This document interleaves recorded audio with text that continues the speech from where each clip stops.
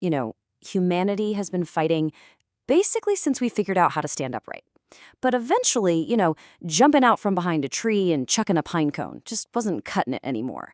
So we had to get creative. We started inventing tools to send our fellow humans to the great beyond faster and with a whole lot more efficiency. So that's the real question, isn't it?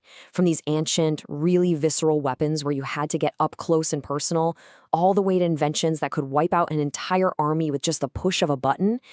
That's what we're going to get into. We're about to find out just how twistedly creative we can be when it comes to this stuff. All right, let's kick things off way back in ancient Egypt. Now, you'd think if you were a soldier back then, it's pretty simple, right? Grab a shield, grab a sword, and, start swinging. But oh no, the Egyptians, they had something a little more specialized in mind. Meet the khopesh. Now, this is not your typical straight sword. Just look at it. Its shape is this kind of nasty hybrid of an axe and a sickle. And let me tell you, that curve isn't for style points. It was designed for one thing and one thing only: pure, painful, brutal efficiency. So here's the absolute genius of the design. It was all about taking out the #1 defense of the era, the shield. That curved blade was perfect for hooking an enemy's shield, literally yanking it right out of their hands and leaving them totally exposed for that devastating final strike. It's simple, it's brutal, and it was just incredibly effective. And the khopesh really proved its worth against these mysterious invaders the Egyptians called the Sea Peoples. I mean, to the Egyptians, these guys were basically just NPCs showing up in silly-looking boats. And against them, the khopesh was the perfect tool. It let the Egyptian soldiers just completely dominate the battlefield, cementing its place as the signature weapon of a seriously powerful army. Okay, now let's fast forward a bit to the Middle Ages. This was the era of alchemists, guys obsessed with turning lead into gold and trying to find the secret to eternal life.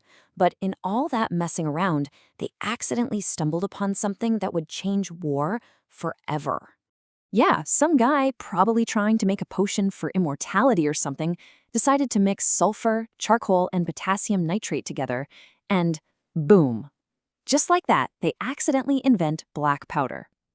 This one messy discovery was the spark that led to firearms, and it meant the end of an entire age of combat.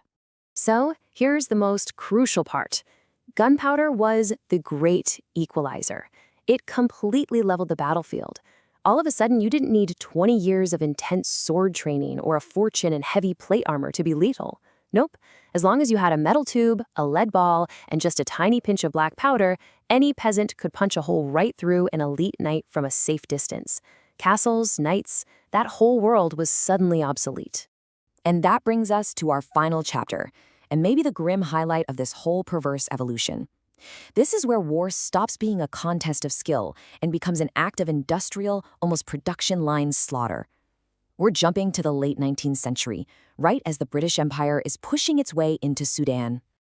The one moment that perfectly, horribly captures this shift is the Battle of Omdurman on September 2nd, 1898.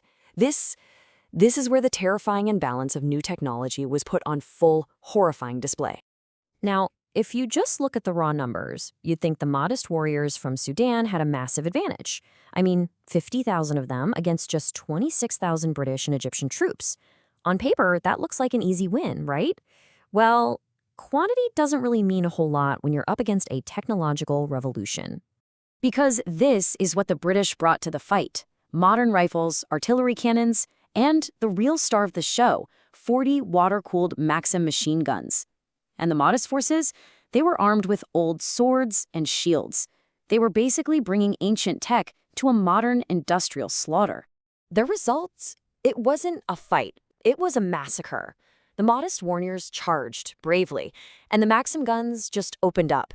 By the time it was over, 11,000 of them were dead. And the British and Egyptian losses? Fewer than 50. The difference is it's absolutely staggering. See, this wasn't a battle. It was a demonstration of physics. The Maxim gun proved that warfare was no longer about bravery or skill or tactics.